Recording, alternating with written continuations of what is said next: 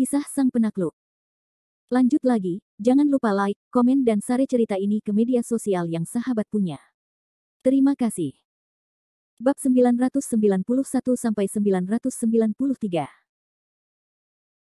Saat ini, langit di luar kota juga merupakan pemandangan yang menakjubkan. Dua polisi bersenjata melawan sekelompok biksu dan penganut Tao. Pemandangan ini juga penuh air mata. Yang tidak bisa mati adalah Biksu Tianqi. Dengan kepala dimiringkan, ia mulai mempelajari senjata di tangan kedua polisi itu. Biksu Tianqi juga merupakan pencetus agama Buddha, tetapi ia tidak tahu banyak tentang dunia sekuler selama bertahun-tahun. Tidak mengherankan bahwa Biksu Tianqi ini begitu tua sehingga ia bahkan tidak tahu tentang polisi dan pistol. Ia keliru mengira itu adalah senjata ajaib. Sekarang di luar kota langit, dua aliran agama Buddha dan Tao mungkin yang paling akrab dengan dunia sekuler daripada Ziyang. Untuk satu hal, Tao Ziyang adalah yang termuda di antara orang-orang ini. Kedua, kuil Tao di Ziyang dekat dengan laut, dan mereka akan keluar dan berjalan-jalan dari waktu ke waktu. Oleh karena itu, mereka berpengetahuan luas dan memiliki pemahaman yang lebih dalam tentang seperti apa dunia saat ini daripada para biksu dan penganut Tao yang telah berada di pegunungan dan hutan selama bertahun-tahun. Namun, Ziyang sangat nakal sehingga Kevin Ye tidak bisa keluar dari formasi kota langit. Dia bahkan memanggil polisi dan memanggil dua polisi untuk membuat para biksunya jijik. Ini adalah hal yang paling konyol di dunia. Saat ini, meskipun orang-orang biasa yang telah berlatih selama ratusan tahun, hanyalah dua orang biasa yang telah gatal selama beberapa ratus tahun. Dapatkah Anda memberitahu orang-orang bahwa Anda berusia lebih dari 600 tahun, atau menunjukkan kekuatan sihir Anda di depan dua orang biasa? Pikirkan tentang hal-hal ini di dalam hati Anda. Begitu Anda melakukannya, Anda akan diperlakukan sebagai semacam alien. Jadi Ziyang Dao, yang mengerti aturan operasi dunia, tidak akan berdiri saat ini. Dia hanya berdiri di antara kerumunan. Sebaliknya, Biksu Agung Tianqi tampaknya sangat ingin tahu tentang dua orang kecil di depannya, atau lebih tepatnya, dia sangat ingin tahu tentang moncong hitam di tangan mereka. Biksu Tianqi yang masih menundukkan kepalanya, tidak takut dengan moncong senjata lawan, tetapi melangkah maju ke arah kedua polisi itu selangkah demi selangkah. Tindakan Biksu Agung Tianqi membuat kedua polisi muda itu dalam kesulitan. Awalnya, kedua orang itu hanya mengeluarkan senjata mereka untuk menakut-nakuti para biksu dan pendeta Tao di depan mereka. Mereka tidak bermaksud untuk benar-benar menembak, dan begitu mereka melakukannya, mereka tidak dapat memikul tanggung jawab. Namun, Biksu Agung Tianqi hanyalah orang asing. Dia tampaknya tidak takut dengan senjata sama sekali. Sebaliknya, dia berjalan menuju kedua pejabat itu selangkah demi selangkah. Hal ini membuat kedua polisi itu merasa bahwa mereka berada dalam dilema. Itu bukan menembak atau tidak menembak. Lao Zhang, apa yang harus kulakukan sekarang? Biksu gila, sepertinya tidak tahu apa-apa dan tidak takut pada apapun. Melihat biksu besar Tianqi melangkah maju selangkah demi selangkah ke arah mereka berdua, salah satu polisi sudah kehilangan akal. Namun, kondisi polisi lainnya tidak jauh lebih baik. Dia bahkan melangkah mundur dan tidak bisa bernapas dengan baik. Bagaimana aku tahu apa yang harus kulakukan sekarang? Ini benar-benar jahat. Apakah aku keluar hari ini dan tidak melihat almanak?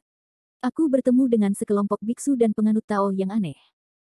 Saat dia berbicara, polisi itu menggertakkan giginya dan menjentikkan peluru yang terisi, seolah-olah memberi peringatan terakhir. Dan biksu kiamat tidak merasakan ancaman apapun, sepasang mata tua hanya ingin tahu tentang pria di tangan kedua pejabat itu. Tepat ketika kedua polisi muda itu mundur, tiba-tiba Biksu Tianqi melambaikan tangannya, dan kekuatan sihirnya untuk menangkap naga dan mengendalikan derek mengenai kedua polisi itu sekaligus. Kedua polisi muda itu tidak tahu apa yang sedang terjadi. Mereka hanya merasakan telapak tangan mereka bergetar, dan senjata yang ada di tangan mereka beterbangan bersamaan. Pada saat berikutnya, dua moncong hitam berada di tangan Biksu Agung Tianqi. Pada saat itu, Biksu Agung Kiamat mengerahkan segenap semangat 100.000 mengapa. Dia mengambil dua pistol dan memandanginya dari depan ke belakang. Dan sambil memandanginya, dia bergumam, aku seharusnya menjadi sesuatu yang luar biasa, hanya dua potong besi tua. Dengan itu, wajah biksu itu penuh dengan kekecewaan. Sebaliknya, kedua polisi itu dirampok dan dilengkapi dengan senjata. Mereka berdiri di tempat yang sama dengan raut wajah mereka. Mereka adalah kamu yang menatapku, aku menatapmu, dan kemudian raut wajah itu benar-benar tidak dapat dipercaya.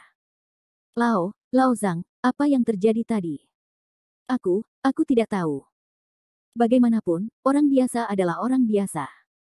Bahkan jika mereka adalah petugas polisi, sistem pengetahuan yang melekat dalam pikiran mereka tidak dapat menjawab pemandangan aneh di depan mereka. Tampaknya pemandangan ajaib semacam ini hanya dapat dilihat dalam serial TV. Tepat ketika kedua polisi muda itu terkejut dengan apa yang mereka temui, sesuatu yang lebih mengerikan terjadi. Bang! Ledakan tembakan, tanpa emosi apapun, melintasi telinga dua polisi muda. Kedua polisi itu sudah ketakutan dengan pemandangan di depan mereka, dan kaki serta perut mereka semua melunak. Sekarang mereka mendengar suara tembakan, dan kedua orang itu bahkan lebih tegang dan mulai melihat sekeliling tanpa tujuan. Pada saat ini, mereka hanya melihat Biksu Agung Tianqi bermain dengan senjatanya sendiri. Yang lebih aneh adalah bahwa moncong dua lubang hitam menghadap biksu itu sendiri. Peluru yang baru saja keluar dari lubang senapan itu mengenai Biksu Tianqi dengan tidak berat sebelah. Namun, biksu gila itu tampaknya tidak terluka sama sekali, dan dia masih berdiri di sana. Dan dada yang terkena peluru itu hanya debu, dan sisanya tidak ada yang berbeda dari sebelumnya. Adapun Biksu Tianqi, dia tampaknya tidak menyadari ketakutan di mata kedua petugas itu. Sebaliknya, dia berkata dalam hati, ternyata benda ini digunakan dengan cara ini, tetapi tampaknya kekuatannya tidak begitu kuat sehingga tidak berguna bagi burung. Ucap kiamat, biksu agung itu dengan wajah lesu, meletakkan kedua pistol di tangannya ke tanah. Dan kedua polisi muda itu sudah tercengang saat itu. Mereka melebarkan mata mereka tanpa alasan dan menatap biksu kiamat dengan ngeri. Kemudian kedua polisi itu berbalik lagi. Kamu lihat aku lihat kamu. Jika kamu melihat wajah kedua orang ini, kamu akan menemukan bahwa ekspresi mereka telah terdistorsi. Di luar kota yang langitnya tenang, tiba-tiba terdengar dua suara teriakan yang menakutkan, ada monster. Kemudian terdengar suara mobil-mobil yang menderu di langit. Melihat dua pejabat dan penjaga Yamen, yang tidak dikenal yang melarikan diri dengan tergesa-gesa, Biksu Tianqi menyentuh kepalanya lalu menunjuk ke mobil polisi yang bergegas keluar dan berkata, "Dua petugas, dua pejabat, jangan pergi. Kalian harus percaya padaku, aku benar-benar datang untuk menaklukkan iblis, aku bukan monster." Bab 992. Dua polisi muda memukul kecap di luar kota langit dan kemudian kembali. Mereka berada dalam kekacauan sehingga mereka melarikan diri dengan tergesa-gesa. Ini hanyalah episode kecil bagi para master Buddhisme dan Taoisme di luar kota langit, tetapi untuk seluruh kantor polisi pesisir, itu hampir seperti bom yang jatuh di seluruh Linhai, membuat semua polisi di kantor polisi pesisir mendidih. Di batas daratan dekat laut, muncul sekelompok biksu dan penganut Tao yang aneh. Mereka mengepung rumah-rumah mewah di kota langit, tetapi mereka juga merampok senjata polisi. Hal aneh seperti itu hampir tidak pernah terdengar di Linhai. Dengan dua polisi yang bertugas melarikan diri dengan tergesa-gesa, seluruh kantor polisi pesisir mendidih. Awalnya, polisi di kantor polisi mengira bahwa keduanya bercanda dan tidak memperhatikannya. Bagaimanapun, yang memegang senjata dengan tangan kosong dan yang kebal hanyalah plot dalam drama TV dan novel. Namun siapa sangka kedua polisi yang pergi ke kota langit itu ternyata bersikukuh, dengan kaliber yang sama, dan wajah yang serius dan ketakutan. Mereka sama sekali tidak terlihat seperti orang yang sedang bercanda. Perdebatan di dalam kantor polisi itu telah berlangsung selama lebih dari 1 jam. Selain itu, senjata kedua orang itu juga hilang. Hal ini telah menarik perhatian para pimpinan di kantor polisi. Situasi aneh ini mulai dilaporkan lapis demi lapis melalui prosedur, dan akhirnya sampai ke Mulan. Kantor polisi pesisir, di luar kantor direktur. Dong dong, dong dong, dong dong. Setelah 2 kali ketukan berirama di pintu, suara berat Mulan terdengar dari kantor, masuk. Saat ini, Mulan sedang memeriksa dokumen di kantor, terlihat serius. Karena Yang Jun dan Wu Dasu mengundurkan diri satu persatu, Mulan memancing sorotan seluruh kantor polisi pesisir dan menjadi orang pertama di kantor polisi pesisir. Meskipun banyak orang mempertanyakan bahwa Mulan terlalu muda dan tidak cukup memenuhi syarat. Namun jika dipikir-pikir kembali, di kantor polisi pesisir, Mulan memiliki prestise tertinggi dan kontribusi terbesar. Oleh karena itu, di bawah operasi Yang Jun dan Mohis, ibu kota kekaisaran, semua orang hanya dapat menerima pengaturan seperti itu. Namun, untuk jabatan resmi direktur, Mulan adalah otak dari keringat rambut putih. Meskipun duduk dalam posisi ini tidak seperti duduk di lautan gunung dan sungai, itu tidak jauh lebih baik. Meskipun tidak perlu pergi ke polisi setiap hari, benda-benda berat juga membuat Mulan kehabisan napas. Untuk mengatakan bahwa hidup dapat datang lagi, Mulan lebih suka menjadi gadis kecil yang tidak tahu apa-apa dan hanya bertanggung jawab untuk menangani kasus setelah Yang Jun. Pintu kantor direktur dibuka, dan dua polisi yang bertugas di Kota Langit dibawa ke Mulan oleh seorang polisi setengah baya. Menurut kebenaran, kedua polisi ini hanyalah polisi biasa. Mereka bukan polisi kriminal atau departemen inspeksi. Mereka tidak memenuhi syarat untuk datang menemui Mulan secara langsung. Namun, karena insiden ini sangat aneh dan melibatkan penyitaan senjata, seluruh sistem keamanan publik pesisir menjadi tegang tanpa alasan. Saat ini, Mulan tidak mendongak, tetapi berkonsentrasi menangani dokumen di tangannya. Papan tinta. Polisi setengah baya itu tampaknya takut pada Mulan, jadi dia hanya bisa memanggilnya dengan lembut dan tidak berani mengganggunya terlalu banyak. Adapun dua polisi di belakangnya, itu bahkan lebih dari itu. Itu adalah teror.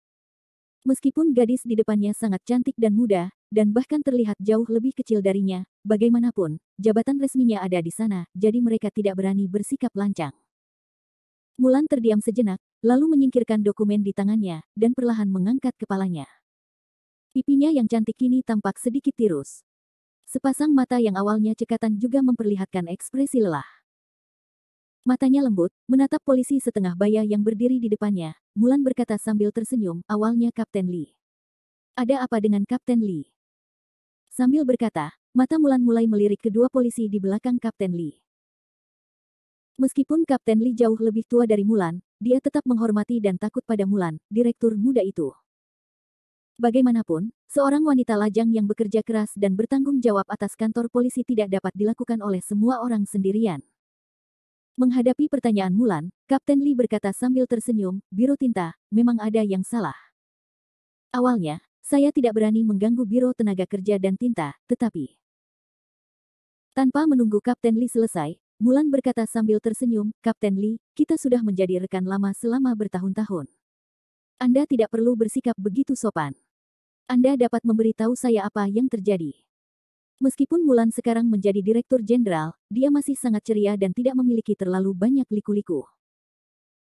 Ketika Kapten Lee melihat ini, dia juga membuka pintu untuk melihat gunung dan berkata, begitulah masalahnya, Moju.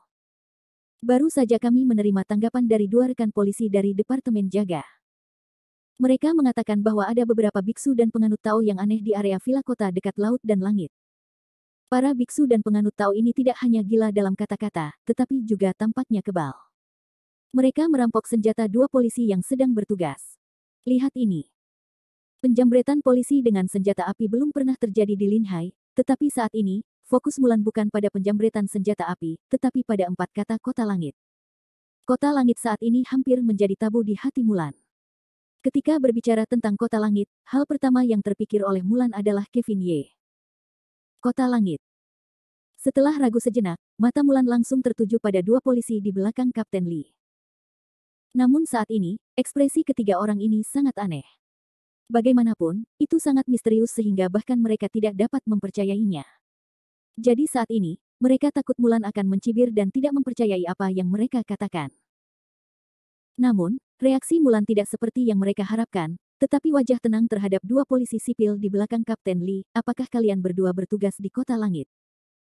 Salah satu polisi dengan cepat gemetar dan berkata, ya, Muhis.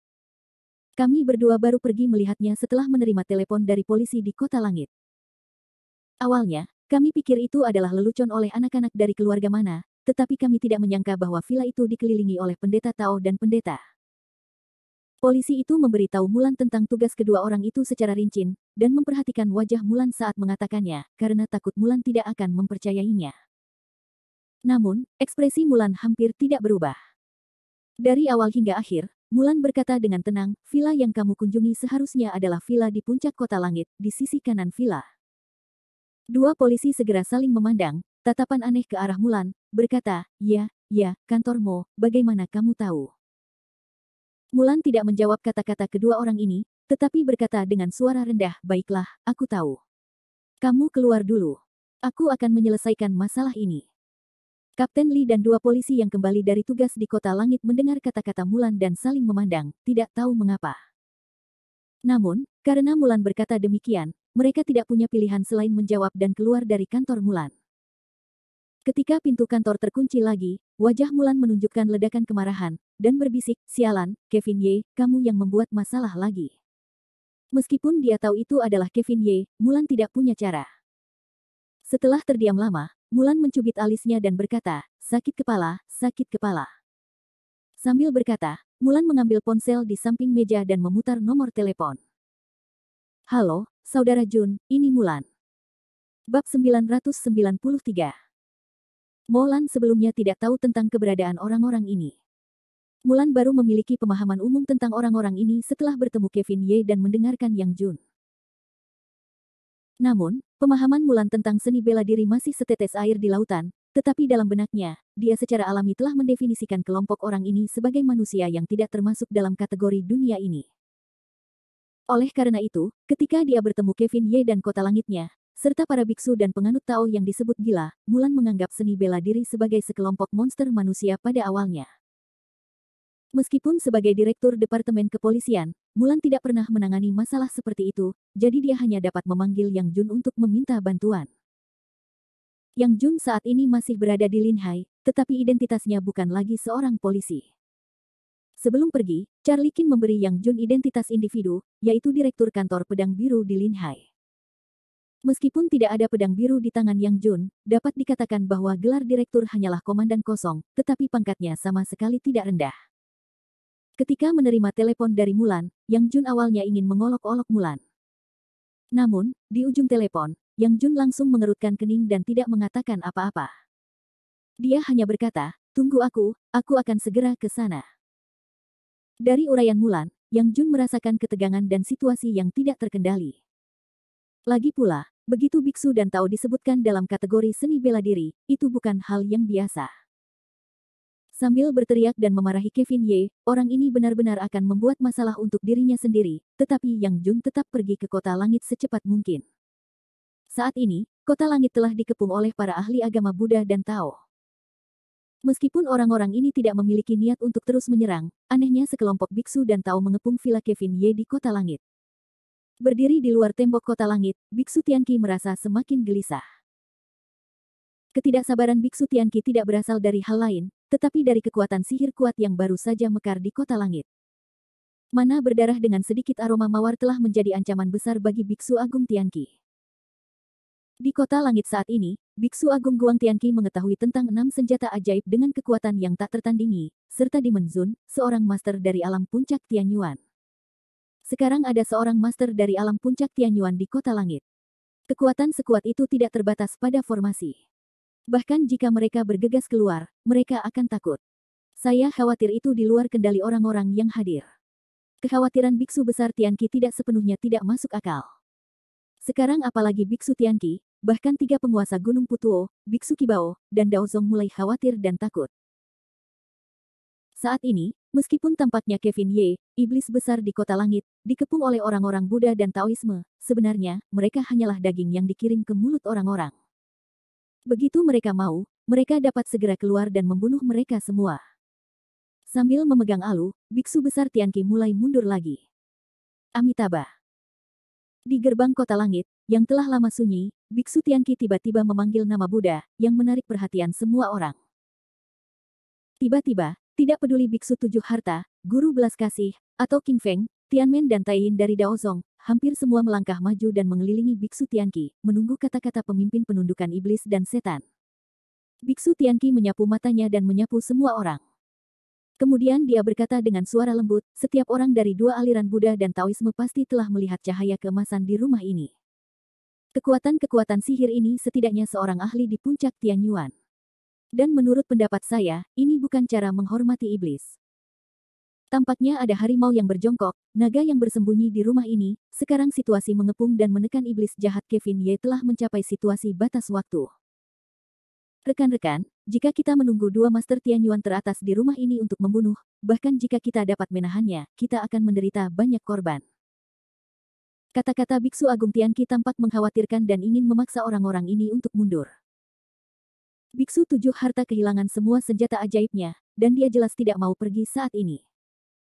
Jadi dia dengan cepat berdiri dan mencibir dan berkata, Tuan Tianqi, kami agama Buddha dan Tao memujamu sebagai pemimpin kami.